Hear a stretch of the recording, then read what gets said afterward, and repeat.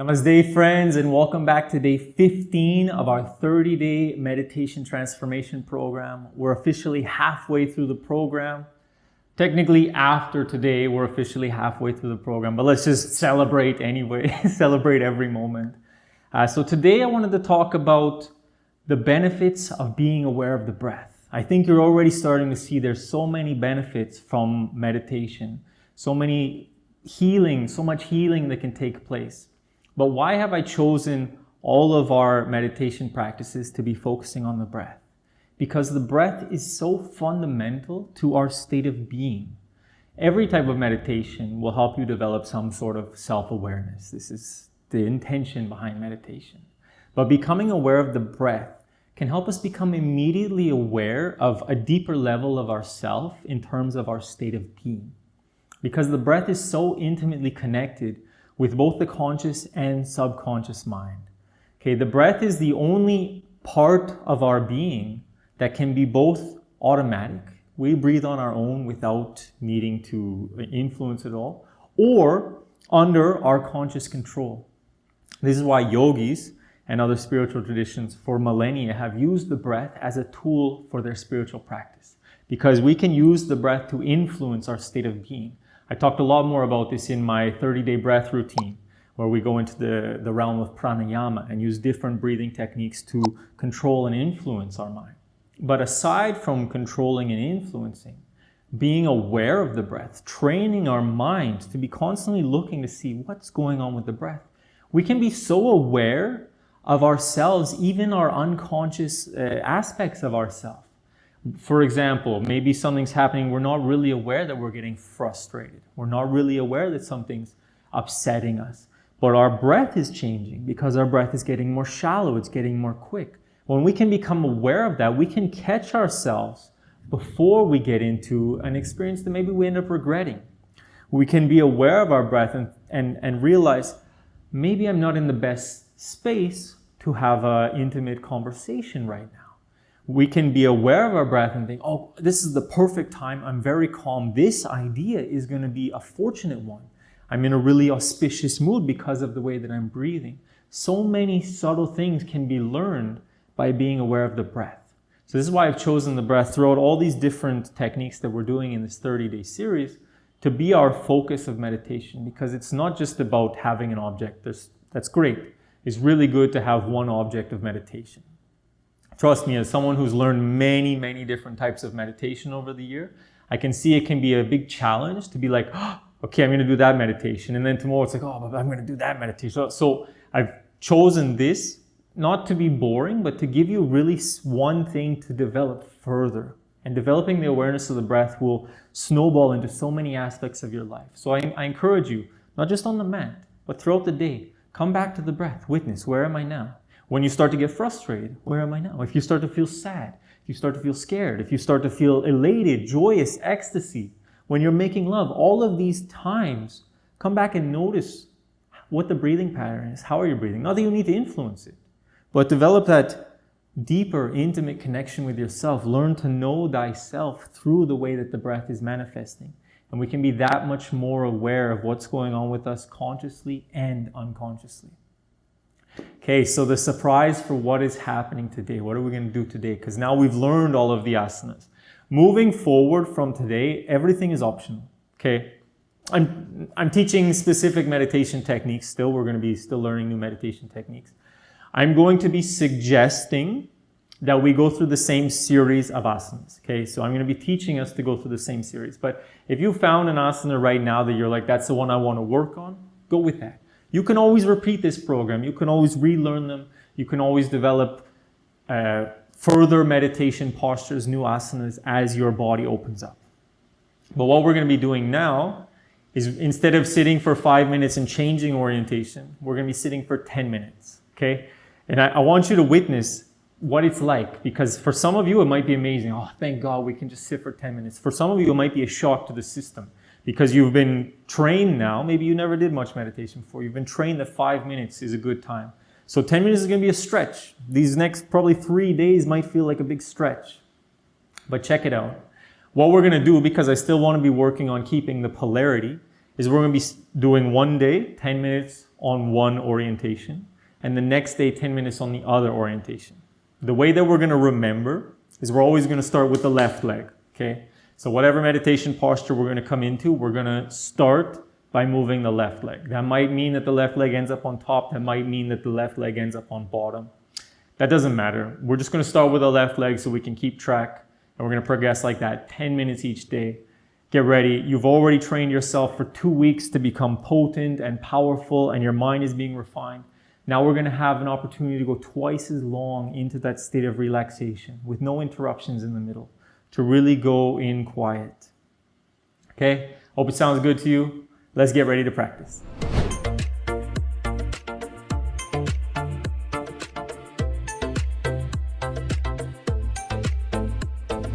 So since we're halfway through now, there's one more thing that I wanted to introduce to you that you can carry with you through the rest of this series and eventually the rest of your life, your practice, whatever. Throughout this whole time, we've been coming into the posture and I've been saying hands on the knees, up or down. It's completely up to you. It's still completely up to you, but I want to teach you what it means. Because hands up or down actually has a big implication, big but subtle implication on our energy. So if we put the hands up, we're receiving what we would call cosmic energy, and it's helping to lift our spirit. It's helping to bring us up, elevate us.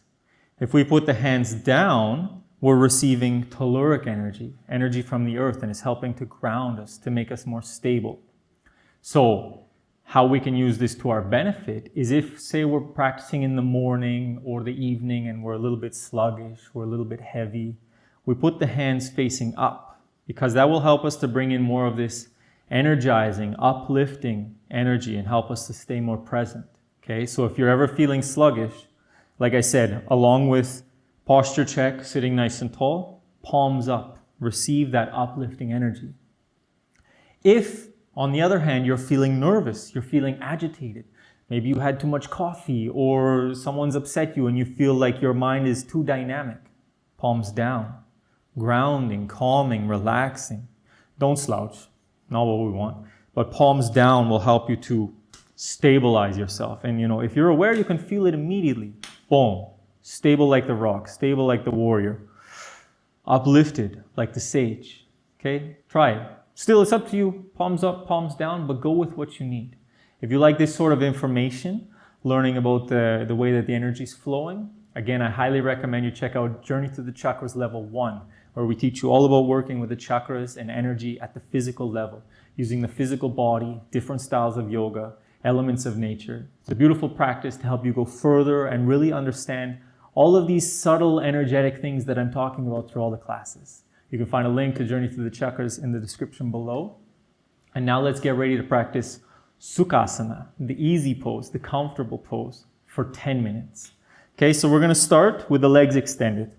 And now it's going to be important that we always start with the legs extended so that we remember for tomorrow which leg we're going to start with. Okay, so legs are open wide and we're going to start with the left leg. So we're going to bring the left leg in somewhere near the thigh. We're going to bring the right leg in under the left knee. Ideally, we want the heels somewhere under the knees. Again, it might be closer, might be further away. Ideally, it's the heels right under the knees, and that gives you the most openness of the hips and the most stability. Check to make sure you're not slouching. Tilt the pelvis forward. As always, use any blocks or cushions. Palms up if you want to lift up. Palms down if you want to ground down. Close the eyes. Go inside. Take a deep inhalation through the nose. Open the mouth and sigh it out. Soften into the body.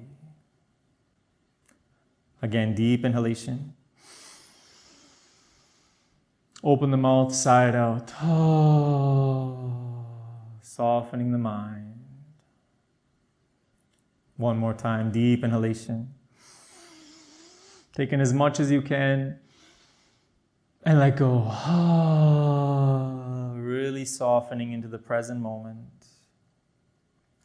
Sitting with the eyes closed. Tension turned inside.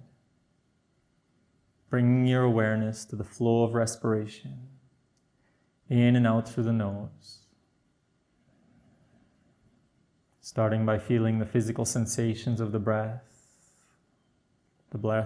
flowing in, the breath flowing out. And continue following the breath for as long as you need, slowly allowing your mind to become more quiet, more soft, more subtle, until you can become aware of the fine vibrations, the tingling sensations of the breath moving from the outer Dvadashanta, 12 fingers below the tip of the nose,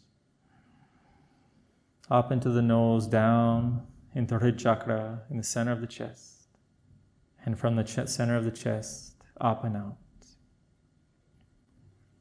Witnessing this passage of energy between these 2 points, Dvadashanta, Hrid Chakra, point of 12, heart center, back and forth, back and forth.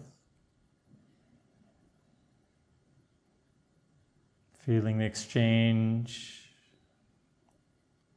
from in to out, from one to all.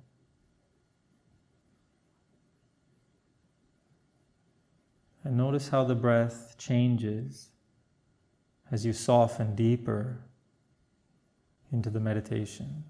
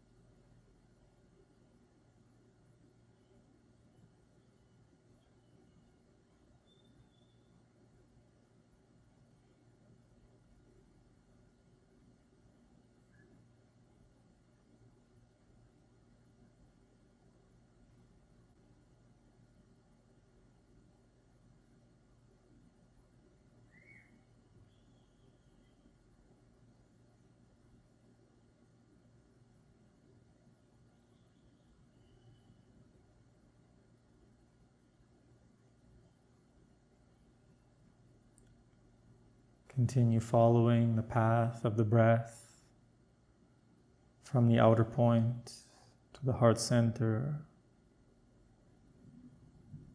If at any point the mind wanders, gently noting to yourself, I'm thinking, I'm coming back to the breath.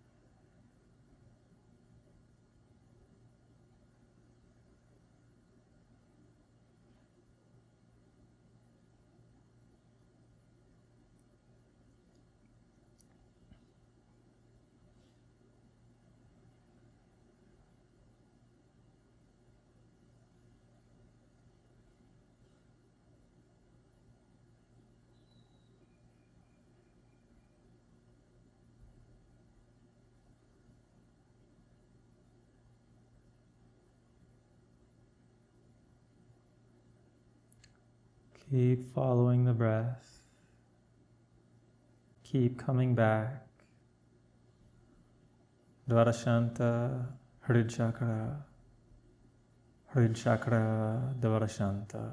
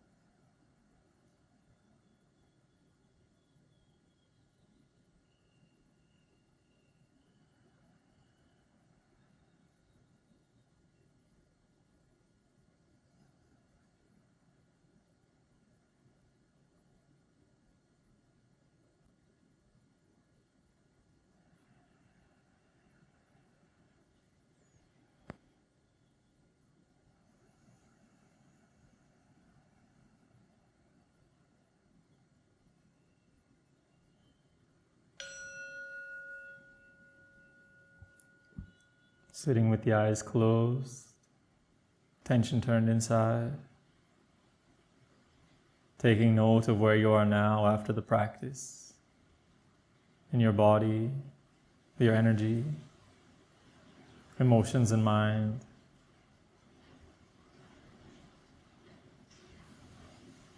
Taking this final moment to offer gratitude for the practice, giving thanks to yourself for this time and effort, focusing on your health, your well-being, your peace of mind, and reminding yourself, working on the self is the most selfless work we can do. Because when you work to make yourself more present, more peaceful, more conscious, that light radiates out into the world and benefits not only you, but everyone you meet along the way. So you deserve to say thank you to yourself. Thank you. Take a deep inhalation into the heart. as you exhale, gently coming back.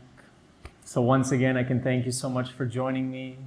Let me know how it was for you coming back to Sukhasana. Let me know how it was for you sitting for 10 minutes instead of 5. I'm really interested to hear how this, if it was a shock to the system or not. Also, remember, let me know if you found Shiva in the video, because he's still hiding somewhere. And I would love to, I'm very happy, honored to be able to give Journey Through the Chakras to one lucky winner, and I hope that is you. Okay, beautiful. Have a great day, guys, and I'll see you again tomorrow. I don't know, that felt really cheesy of a finish. Namaste.